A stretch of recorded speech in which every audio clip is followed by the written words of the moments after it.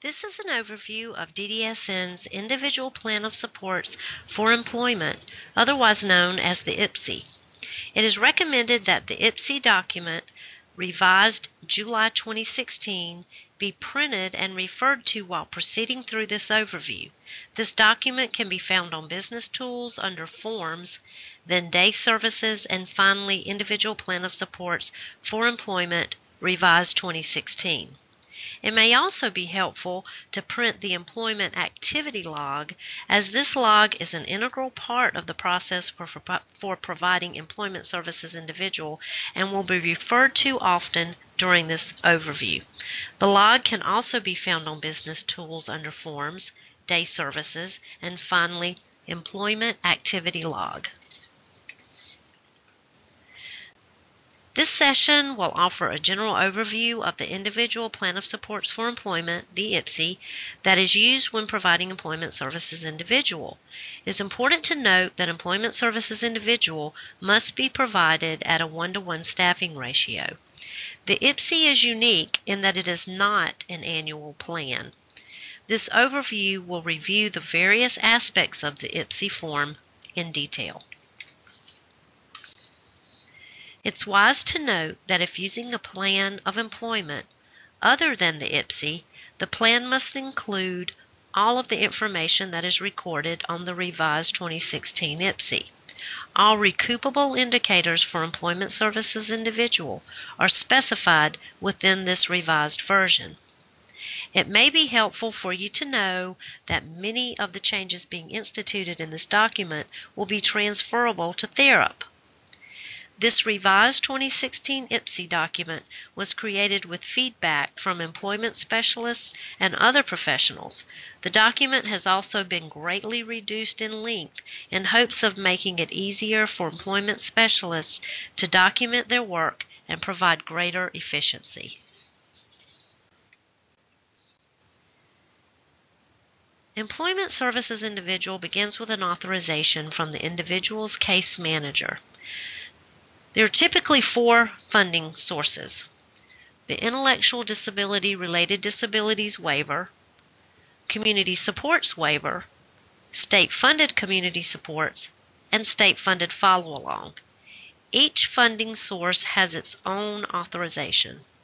An authorization is required prior to providing services. This is an example of the Intellectual Disability Related Disabilities Authorization Form. Please note that it says ID/RD Waiver. This is an example of the Community Supports Waiver Authorization Form. This is a copy of the State-Funded Community Supports Authorization. This is the authorization for State-Funded Follow-Along. State-Funded Follow-Along is a newly created program designed to provide ongoing employment follow-along supports for those individuals who have been successfully closed by the South Carolina Vocational Rehabilitation Department. Please bear in mind that each authorization is unique, and each will reflect the total number of units approved for the specific service. The total number of units cannot be exceeded. If additional units are needed, a new authorization will be required from the individual's case manager. Please note there is an annual cost limit for some funding sources. Upon receiving a referral authorization from an individual's case manager, the top section of the IPSE form should be completed. The date the referral authorization was received should be noted. Other information should include the individual's name and contact information, emergency contact information, Social Security number for tax purposes and benefits review, the service funding source, and whether or not the individual is their own legal guardian. This is the initial interview section of the IPSE. After securing the basic demographic information, contact should be made with the individual or their legal guardian if applicable to schedule an initial interview. This interview must be administered and a notice of intent sent to the case manager within 15 business days of receipt of the referral authorization. The initial interview is designed to discuss employment services individual. Information gathered from this interview should include a basic overview regarding the individual's experience, strengths, supports and supervision needs, availability, pertinent medical information, and transportation. This initial interview provides confirmation that the individual is indeed interested and committed to securing individual employment in the community. The notice of intent should indicate if the referral will be accepted for service, accepted for placement on a waiting list, or rejected. If the referral is accepted for service, an admission date should be assigned. If the referral is accepted for placement on a provider's waiting list, the date added to the waiting list should be documented.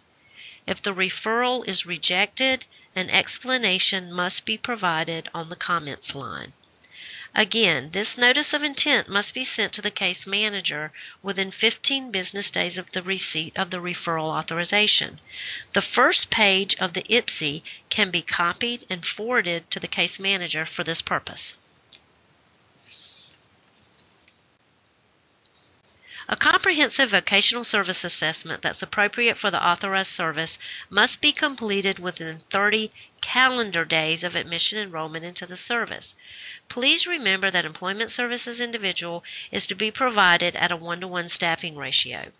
In this section of the IPSE, the name of the assessment used and the date it was administered should be recorded.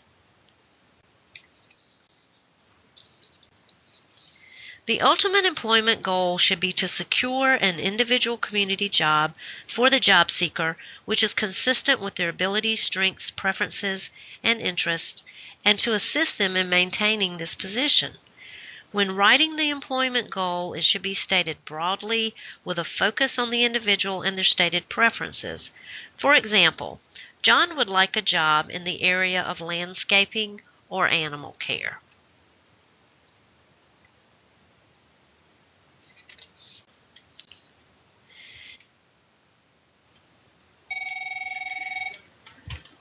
An individual plan of supports for employment, or the IPSE, is developed within 30 calendar days of admission enrollment. The IPSE reads that the listed objectives activities have been identified in the initial planning process with the employment goal in mind. These activities act as a starting point and may be updated or changed as needed to assist the individual in securing independent community employment. Documentation of activities, including updates, changes, additions, and completed activities will be found in the employment activity log.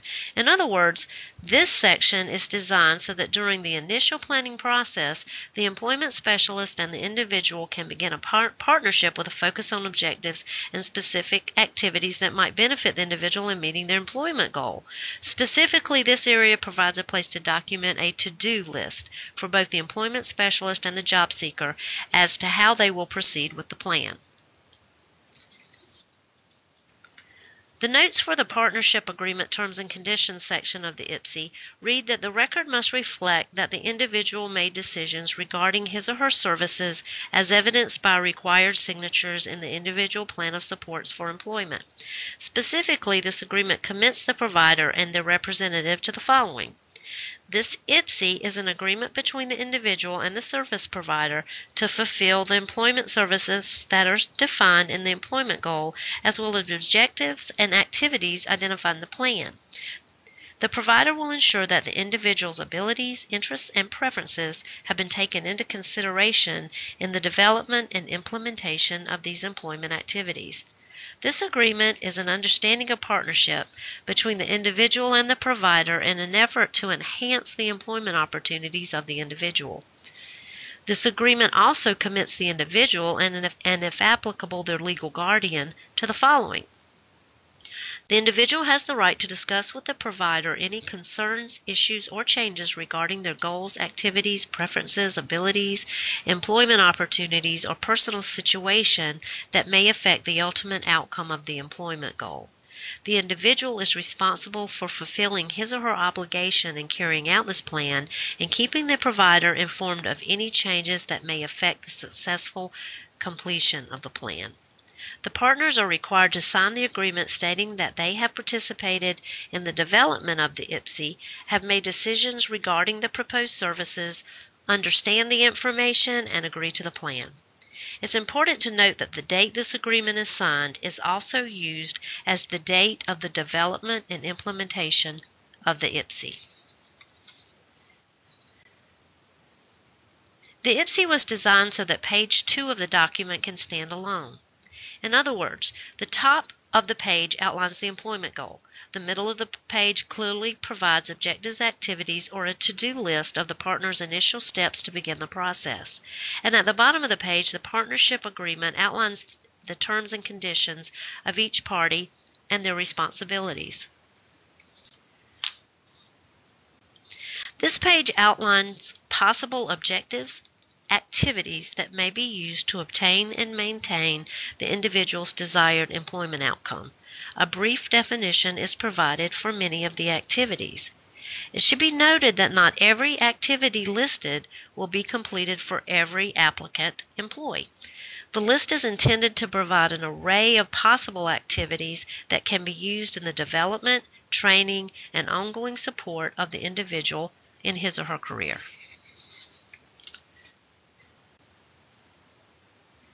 A list of employment objectives and activities is provided for use in documenting as well as for monitoring and evaluation.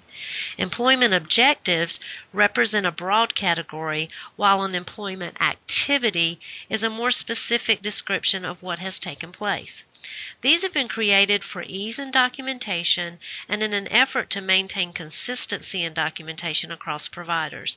Most employment-related activities will fall under one of the main employment objectives listed. Both employment objectives and activities have been placed in drop-down menus for ease in documentation on an Excel version of the employment activity log. The drop-down lists have been created for several reasons.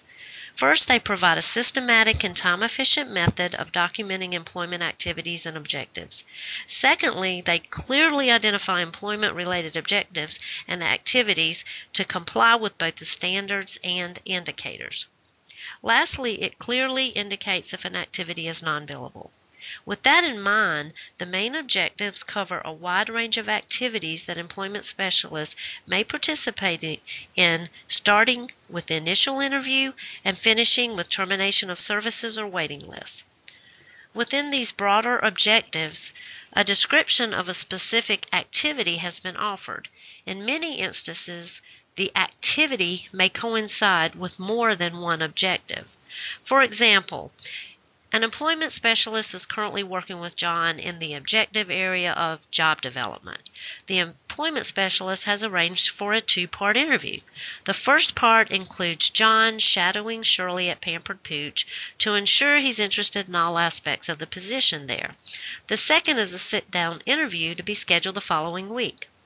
In this case, the employment specialist would put job development as the objective and job shadowing as the activity. In the comments section, details about the activity would be noted. For example, Heather, the owner of Pampered Pooch, requested that John shadow Shirley shampooing dogs prior to his sit-down interview on the 13th. John loved his time observing Shirley and can't wait to talk with Heather about working at Pampered Pooch. A choice for other is also available as an activity, but needs to be clarified in the comments section of the employment activity log. The employment activity log has been created on an Excel spreadsheet that can be found on Business Tools. Drop-down menus are available in the Excel version, and billable time can be easily totaled. The document can be found on Business Tools under Forms, then Day Services, and finally Employment Activity Log. The employment specialist can complete the form in Excel or use a blank document and type or handwrite the information required. The following information is required to be completed. The date, this is the date the activity occurred. Reportable time, This is the amount of time, in other words, hours and minutes, spent on the activity. The objective, this is in general the type of employment activity that's taken place. A drop-down menu has been made available in Excel. Then activity, this is specifically the activity that has taken place. A drop-down menu has again been made available in the Excel version. It's required to document location of the activity. This is where the activity occurred. There's also a drop-down menu in Excel. Please note that if you select Employer or Other, you need to clarify this in the comments section of the log. This replaces the job development log used in the previous IPSE versions. Contact type. This is a choice of email, text, face-to-face, phone, or no contact. Then the comments detailed description section is a description of the activity and describing with whom the activity took place if applicable. This is where the name of the employer or other important information should be noted. Then the initials of the provider representative who completed the activity should be documented. This is the employment activity log. The information on the IPSE reads that the record will contain notations that show evidence of activities focused on securing and supporting independent, individual, community employment for the individual. The employment activity log serves as documentation of monitoring and evaluation of progress. Any amendment to the IPSE will be documented in the employment activity log. This is an example of an entry in the employment activity log.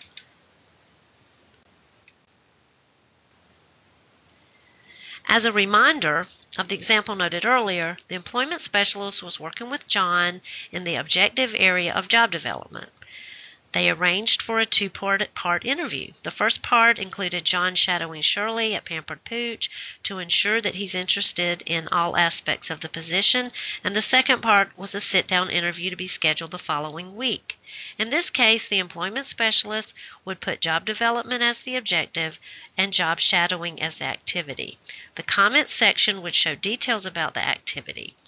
For example, Heather, the owner of Pampered Pooch, requested that John shadow Shirley shampooing dogs prior to his sit-down interview on the 13th. John loved his time observing Shirley and can't wait to talk with Heather about working at Pampered Pooch. This page is to document and record the job placement information. Items to be included are employer name, address, supervisor name and contact information, job title and description, start date, number of hours anticipated to work, wages to be earned, benefits if applicable, and work schedule. A signature of the employment specialist is required that verifies that the new hire is being paid at or above minimum wage. Because wages impact Social Security benefits, it's important to the new employee's job security that there's a clear understanding of the impact the income from their employment will have on their benefit check. The employment specialist will document if the new hire has been referred for benefits counseling, and if not, an explanation should be given. Monthly reporting of wages is important when receiving benefits. Therefore, some provision should be made to ensure that wages are reported. Documentation can be made that the reporting of wages to Social Security has been explained, as well as any details as to how this reporting will be accomplished. Transportation arrangements should be noted.